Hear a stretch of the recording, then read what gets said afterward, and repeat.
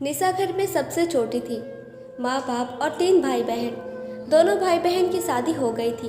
अब निशा के लिए लड़का देखने की बात चल रही थी। वो और उसकी सहेली घूमने गई हुई थी। तब एक होटल में लंच के लिए रुकी। वहाँ टेबल पर वेटर ने एक बुके लाकर रख दिया और कहा कि किसी ने आपके लिए भिजवाया है। ये देखकर वो हैरान थी और सोचने लगे कि ऐसे मुझे कौन बुके भिजवा सकता है। उसके बाद रोज ऐसा ही होने लगा। रोज उसे बुके मिलने लगा था और अब उसकी उसे आदत हो गई थी। दूसरे दिन ही उसकी शादी पक्की हो गई।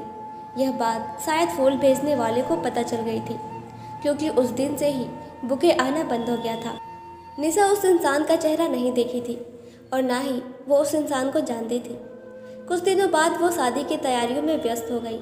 जिस लड़के से उसकी शादी तय हुई थी वो शांत स्वभाव का था, पर हमेशा टेंशन में ही रहता था। उसने यह बात अपनी भाभी को बताई तो उन्होंने कहा कि शुरुआत में सब ऐसे ही होते हैं, बाद में सब ठीक हो जाता है। यह सुनकर उसे थोड़ा अच्छा महसूस हुआ। शादी हुई और वो अपने घर आई। उसके ससुराल में उसका पति, सास और ननद थी। निशा का पति सुधीर मन से बहुत ही अच्छा इंसान था, पर उसका बर्ताव थोड़ा अजीब था। वो बहुत ही स्ट्रॉन्ग परफ्यूम लगाता था। शादी की पहली रात जब निशा अपने कमरे में बैठी हुई थी तब वो इतना स्ट्रॉन्ग परफ्यूम लगाकर आया कि निशा को उसकी महक सहन नहीं हुई और वो बेहोश हो गई। जब वो सवेरे उठी तो सुधीर से ये कहकर माफ़ी मांगने लगी कि रात में मेरी आँख कब लग गई मुझे पता ही नहीं चला।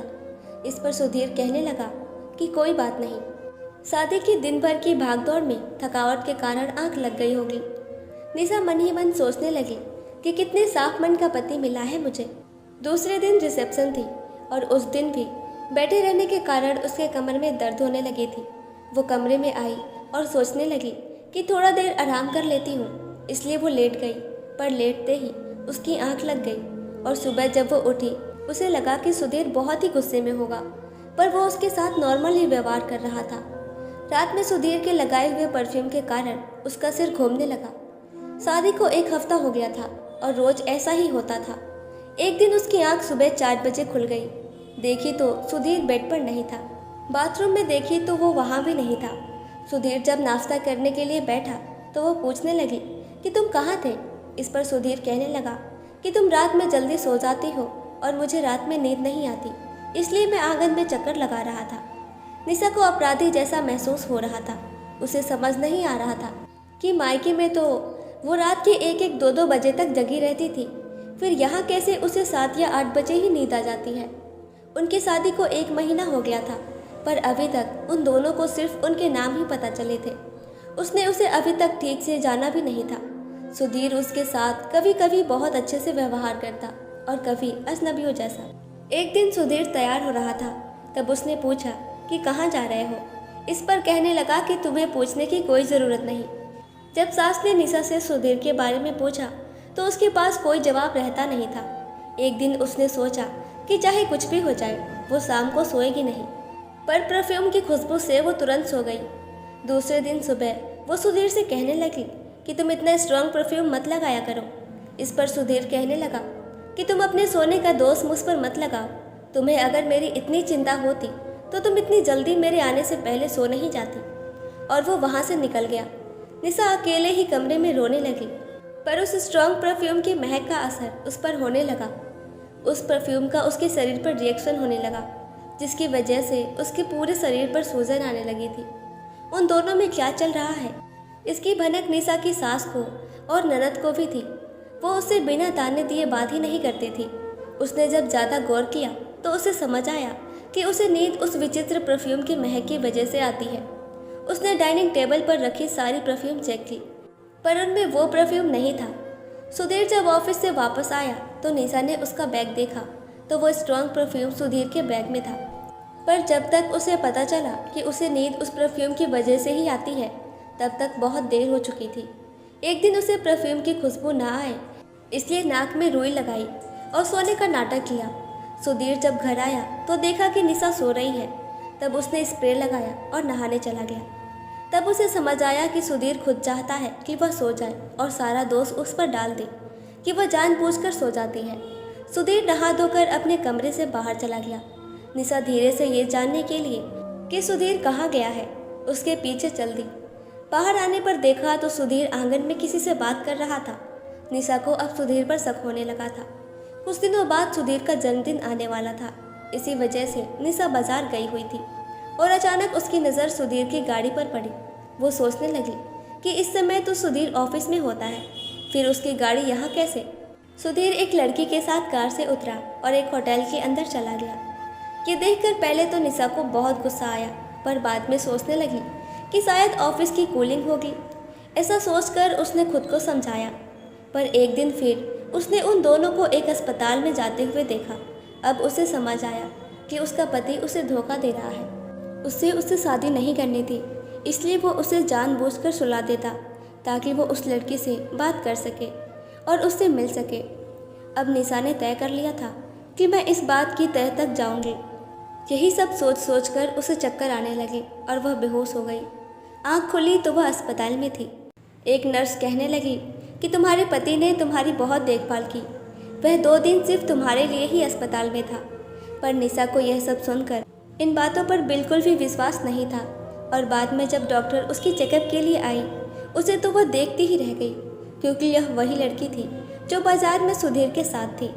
अब उसे समझ आया कि वह दिन में क्यों अस्पताल में रुका था।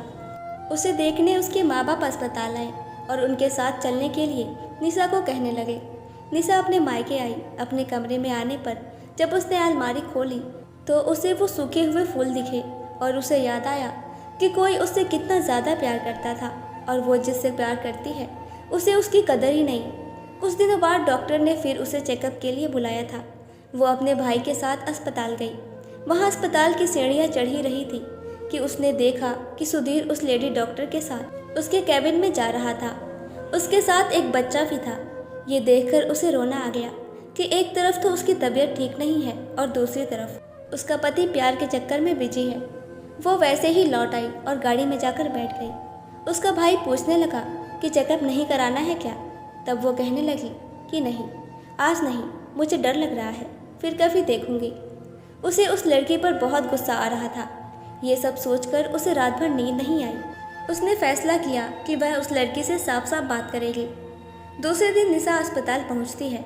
वहां जाने पर पता चला कि वो डॉक्टर अस्पताल के कैफ़े में बैठी हुई है। निशा गुस्से में उस डॉक्टर के पास पहुंची, पर उस लेडी डॉक्टर ने हंसकर उसकी तबीयत के बारे में पूछा और साथ होने वाले इंसान की तरफ इशारा करके बोली कि ये मेरे हस्बैंड है और ये मेरा बेटा। ये वही बच्चा था जो उसने उस दिन देखा था। निशा को ये सब देखकर कुछ समझ नहीं आ रहा था, क्योंकि वो डॉक्टर अपने परिवार के साथ बहुत खुश थी।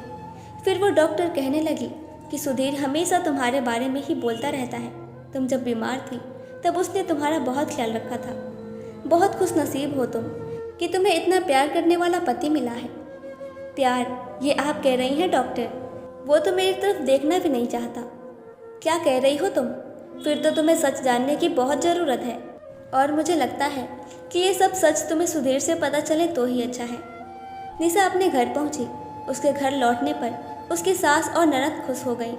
निशा ने उन दोनों से कहा था कि सुधीर को ना बताएं कि वो लौट आई है। सुधीर को नहीं पता था कि निशा घर लौट आई है, इसलिए उसने कोई परफ्यूम नहीं लगाया था। अचानक निशा को कमरे में देखकर वो हैरान रह गया और कहने लगा कि तुम कब आई? तुम्हारी तबीयत ठीक नहीं है, तुम आराम करो, मैं स्टडी रूम में अपना काम कर लूँगा। वो उसे टालने की बहुत कोशिश कर रहा था। ये सब देखकर निशा को बहुत गुस्सा आया और उसने फैसला किया कि वो इस घर से हमेशा के लिए चली जाएगी। वो अलमारी में से अपने कपड़े एक बैग में भरने लगी। तभी उसे एक लिफाफा मिला। उसने वो कागज़ पढ़ना शुरू किया और जो उसे पता चला उसे जानकर तो उसके पैरों तले ज़मीन ही खिसक गई। वो रिपोर्ट सुधीर की मेडिकल रिपोर्ट थी, जिसमें लिखा था कि सुधीर को ब्रेन ट्यूमर है। ये पढ़कर उसे धक्का सा लगा। वो रोते हुए स्टडी रूम की तरफ दौड़ी और वो रिपोर्ट सुधीर के सामने रखी। वहाँ उसे एक और धक्का लगा जब उसने देखा कि उस रूम में सभी तरफ निशा के हाथ में बुके लिए हुए फ़ोटो लगे थे। मतलब वह बुके बेचने वाला कोई और नहीं बल्कि सुधीर ही था। तुमने मुझे यह सब पहले क्यों नहीं बताया? निशा गुस्से में सुधीर से बोली। तुम मुझे अच्छी लगती थी, इसलिए मैं तुम्हें रोज़ बुके भेजता था। उसी बीच मैंने घर वालों को बताकर तुम्हारे यहाँ रिश्ता की बात करने के लिए कहा। शादी तय हो गई और उसके बाद मुझे पता चला कि मुझे ब्रेन ट्यूमर है। डॉक्टर ने कहा कि अभी ट्यूमर की शुरुआत ही है तुम ठीक हो जाओगे, इसलिए मैंने घर में किसी को कुछ नहीं बताया। मुझे लगा कि मैं शादी से पहले ही ठीक हो जाऊंगा, पर शादी के एक दिन पहले ही डॉक्टर ने कहा कि 2-3 महीने या उससे ज़्यादा का समय भी लग सकता है। इसलिए मैं स्ट्रॉन्ग परफ्यूम लगा था ताकि उसकी महक से तुम सो जाओ और मैं थोड़ी देर बाद ही नहा लेता, जिससे कि उस परफ्यूम का असर निकल जाए। मैंने सोच लिया था कि तुम्हें इन सब के बारे में कभी भी पता ना चल पाए, क्योंकि अगर मैं ठीक नहीं हुआ तो मैं तुम्हें इस शादी के बंधन से आज़ाद कर दूंगा। वो जो लेडी डॉक्टर है वो मेरी कॉलेज की फ्रेंड है, मेरे दोस्त की बेबी है और मेरी डॉक्टर भी। मेरी ट्रीटमेंट उन्हीं के पास शुरू है। ये सब सुनकर निशा स्तब्ध रह गई। उसके पास शब्द ही नहीं थे कुछ बोलने के लिए। वो सुधीर से लिपट गई और कहने लगी कि तुम अकेले ही इतना सब कुछ सहन किए जा रहे थे और मैं तुम्हारे बारे में न जाने क्या क्या सोच रही थी।